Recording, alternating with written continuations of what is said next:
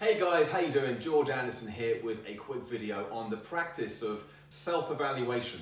I'm going to talk about what it is, how it's useful, how it can benefit you, but most of all, the one thing you have to make sure that you do if you're going to make this something that's of value to you, that's going to actually help you.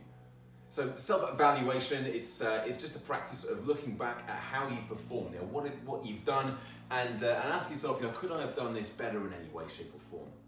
Now, if we think about this in the world of health and fitness and diet and nutrition and well-being and all of those things, it's really easy to see how this can be of benefit, but there is a massive thing we have to watch out for. So think about, you decide you're going to go on a diet, you're going to start eating slightly more controlled, you're going to be mindful of what you eat, and you set yourself some goals as to what you want to achieve, but also how you're going to go about doing it. And at the end of the day, you look back at the day and you say, well, okay, well, how did I perform? I knew what I wanted to do at the start of the day. I knew what my meal plan was. I knew what I was going to eat. But did I actually stick to that, or did I deviate in any way? And you look back over the day, and you may find that actually there were a couple of times where you weren't quite so mindful. You forgot that you were on a diet, and you ended up eating something that, in hindsight, probably wasn't the most awesome thing to help you achieve your weight loss goals.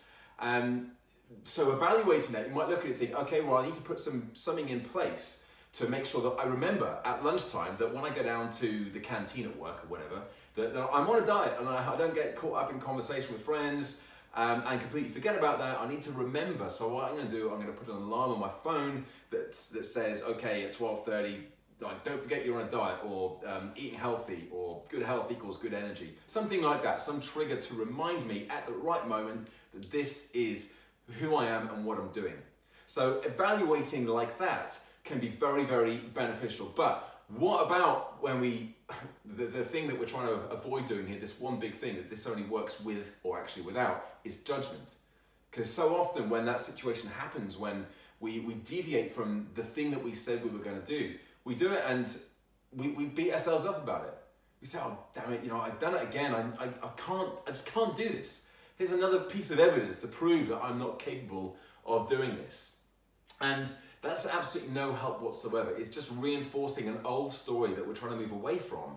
It's an old belief that is no longer serving us, that we're incapable of change, that this is just who we are, and we're trying to become a different person. We're trying to move forwards from that.